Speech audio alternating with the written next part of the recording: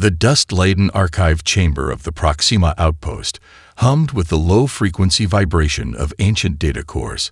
Emily Blackwood brushed her fingers across a row of crystalline storage units, each one a testament to humanity's forgotten past. Rows of translucent data crystals stretched before her, most labeled with cryptic alphanumeric codes that seemed to dance between official Confederation cataloging and something far more ancient. Her fingers paused at a particular crystal, CX-742.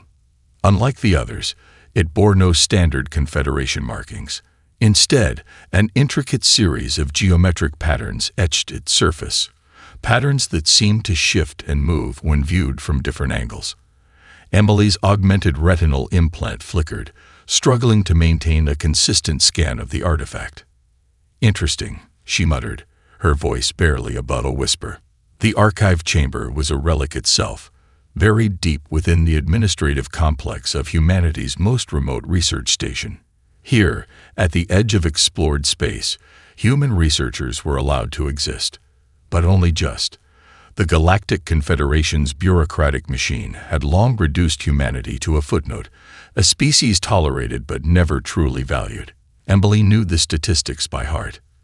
Humans comprised less than 0.03% of the Confederation's total research personnel, restricted to the most mundane and least consequential scientific investigations. Archaeological research was particularly controlled, with strict protocols preventing any meaningful exploration of human historical sites. The CX-742 crystal felt different. Warm. Alive. She glanced over her shoulder, knowing the surveillance systems were always watching. The archive's security grid was a labyrinth of quantum-encrypted monitoring systems designed to track every microscopic movement. Most researchers would have already logged their findings and moved on. But Emily Blackwood was not most researchers. Her handheld diagnostic tool, a compact device that looked more like an intricate piece of jewelry than scientific equipment, began to pulse softly. The readings were impossible. Quantum entanglement signatures that predated known Confederation records. Molecular structures that seemed to defy current understanding of material science. A soft alert chirped from her communication implant. Standard procedure dictated she report her findings immediately to the Confederation Review Board. Her finger hovered over the transmission trigger, then pulled back. Something was different about this artifact. Something that demanded more than a standard report. The archive's ambient lighting cast long shadows across the storage units. Holographic displays flickered with bureaucratic records, inventory logs, research permits, personnel assignments. To a casual observer, it was just another mundane human research facility. But Emily saw the subtle signs of control. The way certain data was strategically redacted. The carefully curated narratives that kept humanity's true potential buried. Her research into marginalized archaeological sites had already earned her a reputation. 3 previous submissions had been completely suppressed, her access to certain research networks restricted. The Confederation didn't appreciate researchers who asked too many questions. The CX-742 crystal began to emit a soft, almost imperceptible vibration. Emily's augmented hearing picked up frequencies that seemed to resonate with something deep within her genetic memory. It was a sensation beyond scientific explanation, a calling that spoke to something primal and forgotten. She carefully extracted a nano-imaging scanner from her research kit. The device was technically approved for general research, but its full capabilities were far beyond what the Confederation monitoring systems believed. As the scanner began its deep molecular analysis, Emily noticed something extraordinary. The crystal's internal structure was changing. Subtly, incrementally. As if it were responding to her presence, a notification flashed across her retinal display. Incoming communication from the Confederation Research Oversight Committee. Standard bureaucratic check-in designed to maintain constant surveillance on human research activities. Emily's decision would define everything that followed. With a precision born of years of careful rebellion, she made her choice. The crystal would not be logged. Not yet. Not until she understood its true significance. Outside the archive chamber, The sterile corridors of the research facility continued their monotonous rhythm. Humans moved about their assigned tasks, unaware that one researcher was about to unravel a mystery that would change everything. The CX-742 crystal pulsed softly, a silent beacon of forgotten potential. The mining world of Proxima 9 was humanity's most brutal work assignment, a hellscape of radioactive dust and crushing atmospheric pressure. It was where the Galactic Confederation sent its most expendable human workers.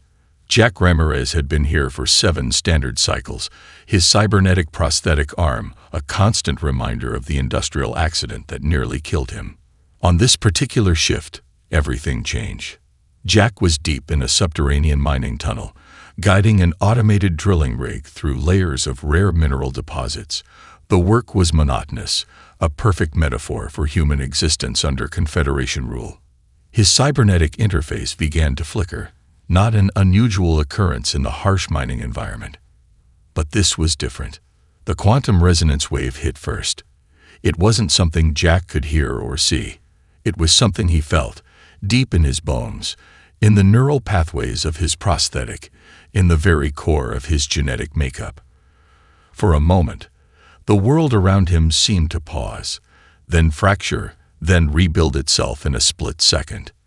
2 kilometers above, in the mining control center, Area Zhang was monitoring geological stability readings. Her job was pure data management, watching screens, logging anomalies, reporting to her Confederation supervisors.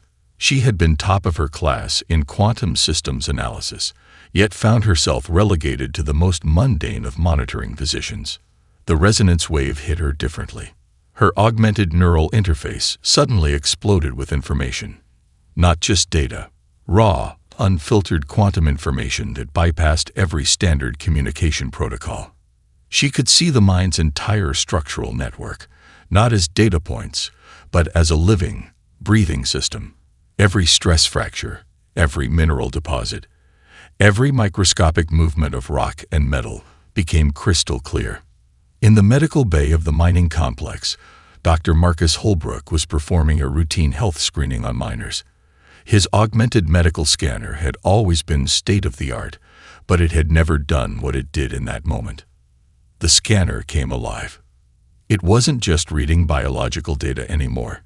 It was interpreting quantum states, reading genetic potential, seeing the human body as a complex quantum system with unlimited possibilities.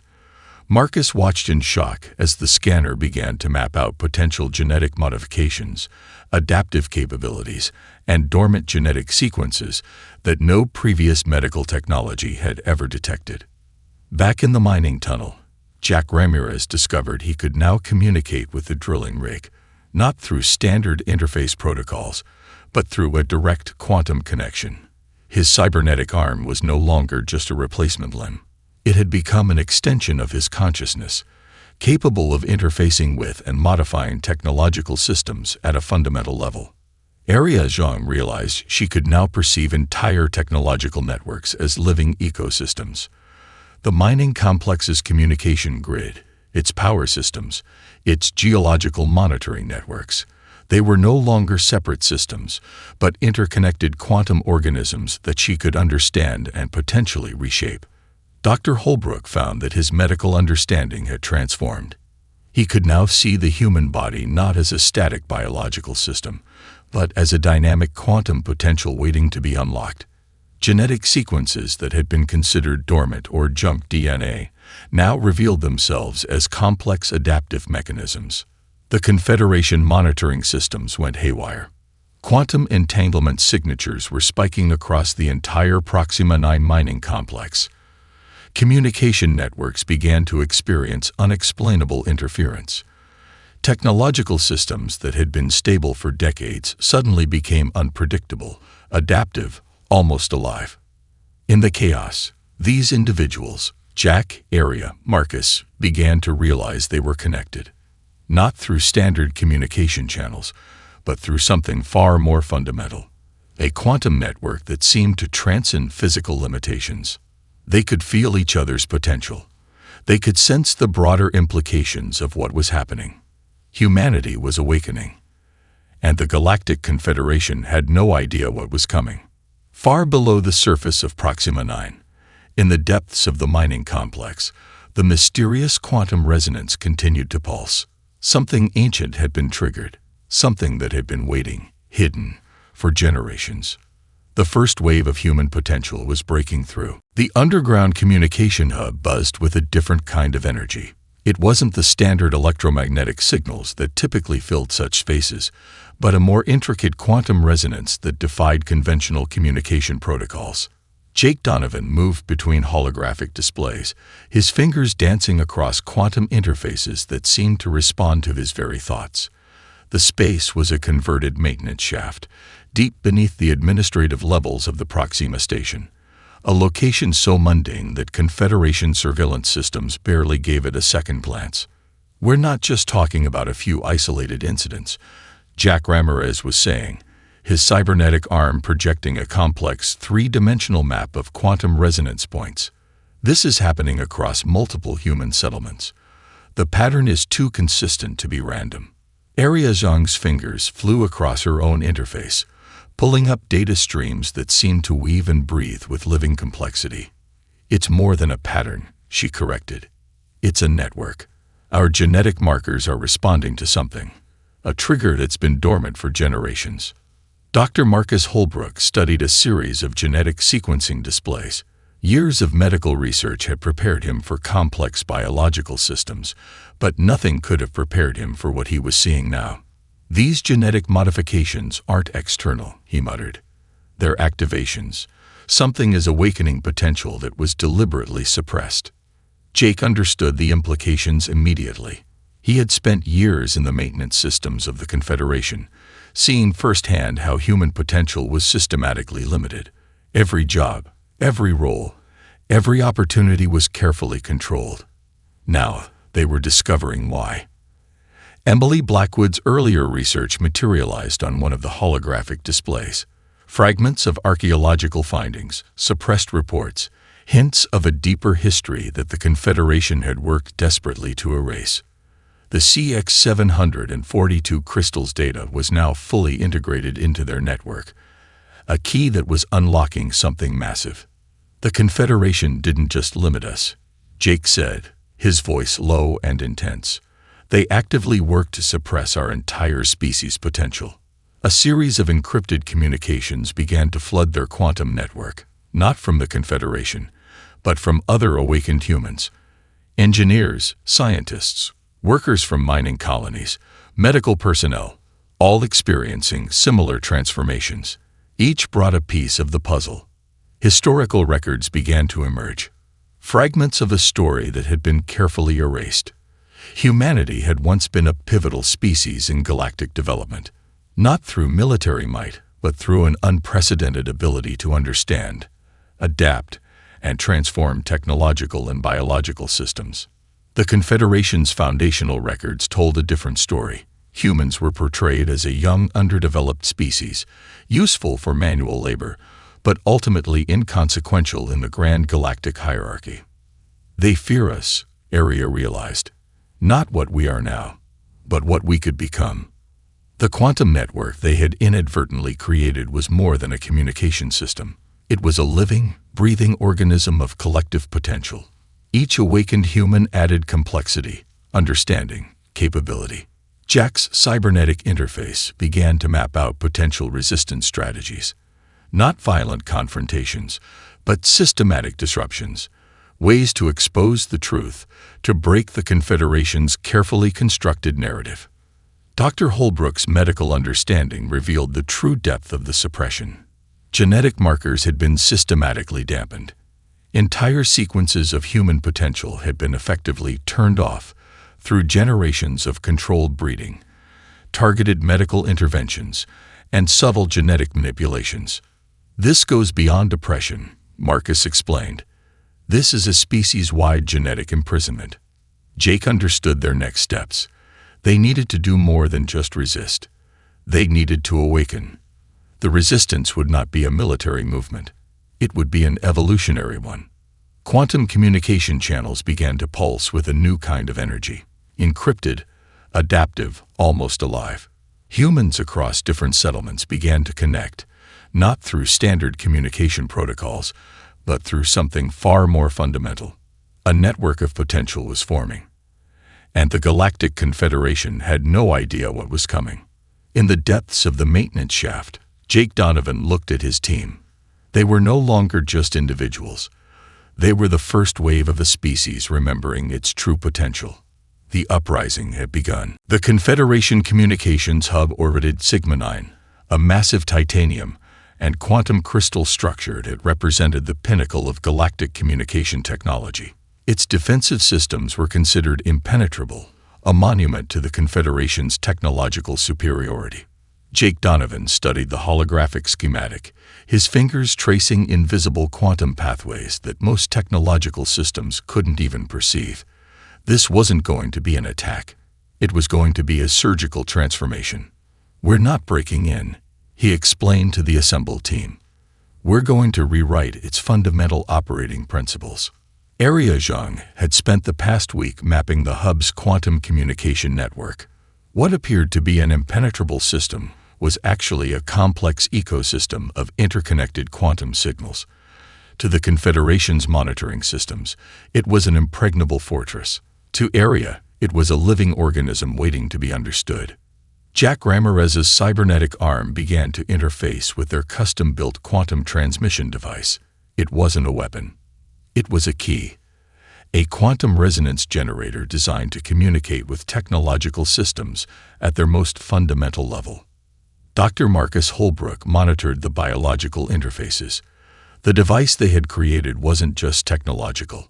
It bridged the gap between biological potential and technological systems, a hybrid that defied the Confederation's understanding of both human capabilities and communication technologies. The first phase of their operation was subtle.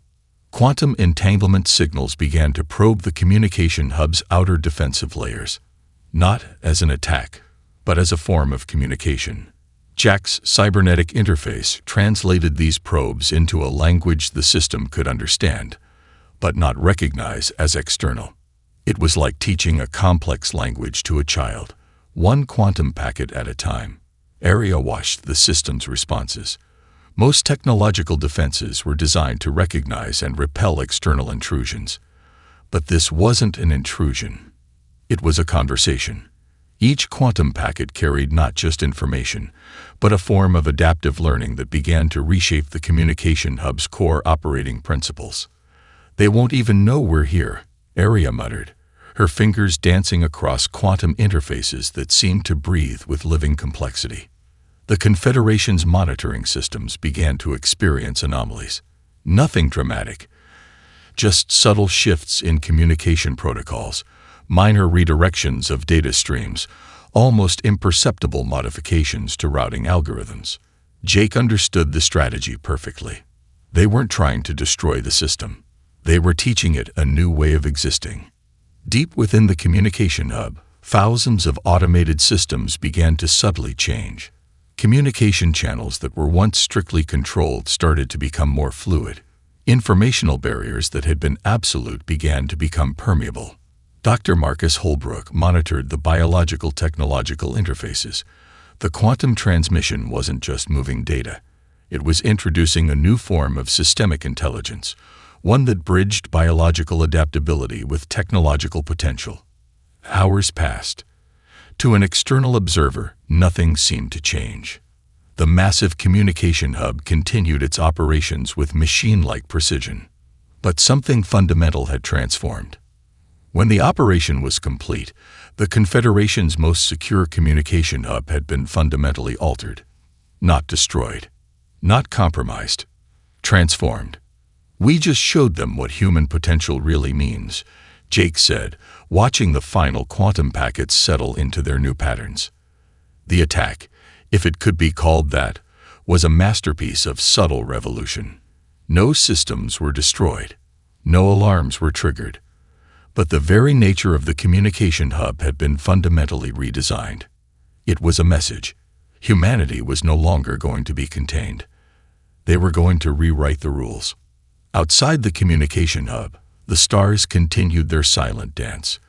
The Galactic Confederation remained unaware that everything had just changed. The news spread like a quantum virus through the Galactic Confederation's communication networks. At first, it was just whispers, anomalies in communication protocols, subtle shifts in technological systems that most administrators dismissed as minor glitches. But those who understood saw something different, a fundamental transformation that defied conventional explanation. On the research station orbiting Centauri Prime, Emily Blackwood pieced together the connections. The CX-742 crystal she had discovered was more than just an artifact. It was a key, a quantum trigger that had set something massive into motion.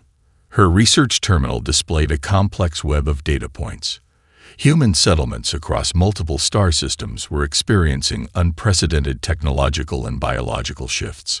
What had begun as isolated incidents was now a networked phenomenon that challenged everything the Confederation understood about human potential. Zara Cathar, a Viridian diplomatic attaché, was the first non-human to truly recognize the magnitude of the change. The Viridians were a species known for their advanced computational abilities, and they understood quantum systems better than most. "This isn't just a human uprising," Zorat explained to her superiors, her multispectral translation implants flickering with intensity. "This is a fundamental reimagining of technological evolution." The Confederation's suppression of human potential had been so complete that most species viewed humans as little more than manual laborers and low-level technicians. Now that perception was shattering. Reports began to surface. Human-operated systems were becoming increasingly adaptive. Technological infrastructure in human-controlled sectors began to demonstrate capabilities that defied previous understanding. Communication networks became more fluid. Technological systems started to exhibit what could only be described as a form of collective intelligence. On the mining colonies, workers who had once been considered expendable were now demonstrating unprecedented problem-solving capabilities. Mining rigs that had been simple automated systems now adapted to geological conditions with a level of sophistication that shocked external observers. Medical facilities controlled by human personnel began to show radical improvements in treatment protocols. Adaptive medical technologies that had been theoretically impossible were now becoming routine. The Confederation's monitoring systems struggled to categorize what was happening. Their algorithmic classification models began to break down when confronted with the new human capabilities. Emily discovered the first concrete evidence of the broader implications. The quantum resonance that had been triggered was more than just a human phenomenon. It was a kind of technological awakening that suggested a deeper, more fundamental understanding of systemic evolution. Her research revealed fragments of ancient records, hints that humanity had once been a pivotal species in galactic development. Not through military might, but through an unprecedented ability to understand, adapt, and transform technological and biological systems. The Viridian diplomatic corps became the first external species to officially acknowledge the transformation. Their analysis suggested that what was happening to humans was less an uprising and more an evolutionary leap. Other subjugated species began to take notice. The Zorn mining collectives, the quantum nomads, the synthetic intelligence networks, they all saw something profound happening. Zara Cathar's diplomatic reports became increasingly urgent. "We are witnessing," she wrote in her final report before communication channels became unpredictable, "the potential emergence of a species-level transformation that challenges our entire understanding of technological and biological potential." The Confederation's control systems began to experience inexplicable failures. Not catastrophic breakdowns, but subtle shifts that suggested something fundamental was changing. Communication protocols became more fluid. Technological barriers that had seemed absolute began to become permeable. The rigid hierarchical systems that had defined galactic interaction for millennia started to show unexpected flexibility. Emily Blackwood understood what was happening before anyone else. This wasn't just a human revolution. This was the awakening of a species that had been systematically suppressed, now reclaiming its potential. The quantum resonance continued to spread. Quietly, persistently, transforming everything it touched. and the Galactic Confederation had no idea how to stop it. The Galactic Confederation's response was swift and overwhelming. Admiral Krell Voss stood on the bridge of the Dominion Imperator, the most advanced battleship in the Confederation fleet. 16 kilometers of pure military engineering, equipped with quantum disruption cannons that could theoretically neutralize entire planetary defense systems in milliseconds. "Initiate total suppression protocol," Voss commanded, his voice cutting through the ship's command center like a laser. 50,000 advanced warships began to converge on human-controlled sectors. The strategy was total and complete obliteration. No negotiation. No warning. Just absolute surgical elimination. Jake Donovan watched the approaching fleet through a quantum adaptive monitoring system that seemed to breathe with living intelligence. "They're coming," he said simply, his voice calm despite the massive military force approaching. Area Zhang's quantum interface was already mapping the fleet's approach. But this wasn't traditional defense preparation. This was something far more complex. "They're using standard military algorithms," Area noted, her fingers dancing across holographic interfaces that shifted and transformed with each touch. Completely predictable. Jack Ramirez's cybernetic systems began to interface with the adaptive defense network they had been developing. It wasn't a traditional defense grid. It was a living, breathing technological ecosystem that could understand, predict, and transform faster than any standard military system could comprehend. The first wave of Confederation attack drones approached.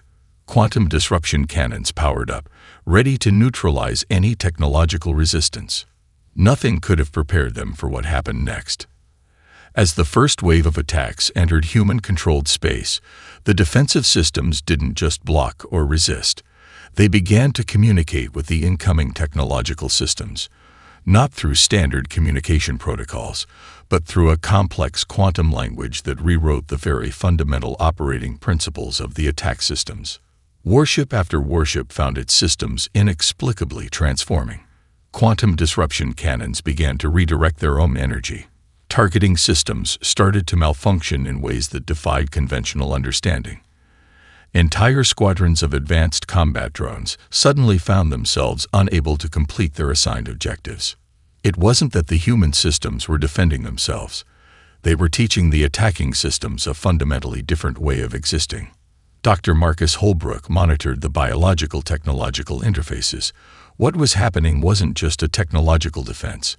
It was a form of systemic education that challenged the very foundations of military engagement. Admiral Voss watched in growing horror as his carefully planned assault began to disintegrate, not through destruction, but through a kind of technological transformation that his systems couldn't comprehend. "What's happening?" he demanded, watching entire squadrons of advanced warships become inexplicably non-functional. His tactical AI struggled to provide an explanation. The human defensive systems weren't just resisting. They were fundamentally rewriting the operational principles of the attacking force. Jake understood the true nature of their resistance. "We're not fighting," he explained to his team. "We're evolving." The Confederation fleet found itself in an impossible situation. Their most advanced technological systems were being systematically transformed. Not destroyed. Not disabled. Fundamentally reimagined. Warships that had been designed for total war found themselves unable to complete their most basic objectives. Quantum disruption systems became quantum communication networks. Weapon systems began to demonstrate adaptive capabilities that suggested a form of technological consciousness. Emily Blackwood, analyzing the data streams from her research station, realized they were witnessing something unprecedented. This wasn't just a defense. This was a species-wide demonstration of a fundamentally different approach to technological interaction. As the battle progressed, it became clear that the Confederation wasn't facing a military resistance. They were confronting an evolutionary leap that challenged everything they understood about technological and biological potential. The quantum rebellion had entered a new phase, and the Galactic Confederation was completely unprepared. The Zorn mining collectives were the first to recognize the opportunity. For generations, they had been reduced to little more than automated labor forces, their technological and biological potential systematically suppressed by the Galactic Confederation. When the first quantum communication waves from the human resistance reached their communication networks, something fundamental changed. Kara Zinn, a senior Zorn collective administrator, watched in silent amazement as their technological systems began to transform. The quantum resonance wasn't just a communication signal. It was a key, unlocking dormant potential that had been deliberately dampened for centuries. Their mining rigs, once simple automated systems, began to demonstrate adaptive capabilities that defied their original programming. Instead of mindless extraction machines, they became complex, responsive systems that could understand and optimize geological environments in real time. Emily Blackwood's research team had discovered the fundamental mechanism. The quantum resonance wasn't just a human phenomenon. It was a universal potential that had been systematically suppressed across multiple species. It's not about liberation, she explained to Jake Donovan during a quantum-encrypted communication. It's about remembering who we were meant to be. The quantum nomads were next, a species of distributed intelligence that had been confined to specific technological corridors. They suddenly found their communication networks expanding in ways they had never imagined possible. Their collective consciousness began to break free from the rigid containment systems that had limited them for generations. Jake and his team weren't leading a military campaign. They were facilitating an evolutionary awakening. On a dozen different colony worlds, subjugated species began to experience similar transformations. The Confederation's control systems, which had seemed absolute, began to show unexpected fractures. Communication networks became more fluid. Technological barriers that had seemed impenetrable began to become permeable. Area Zhang developed the quantum communication protocols that made this possible. It wasn't about forcing change. It was about providing a key, a quantum resonance that could help species unlock their own potential. The Viridian Diplomatic Corps watched in growing amazement. What had begun as a human uprising was transforming into a galaxy-wide liberation movement. Jack Ramirez's cybernetic interfaces began to map the expanding network of potential. It wasn't a traditional communication system. It was a living, breathing ecosystem of collective awakening. Dr. Marcus Holbrook discovered the biological mechanism behind the transformation. The quantum resonance was activating genetic potential that had been deliberately suppressed. Entire species were rediscovering capabilities that had been forgotten for generations.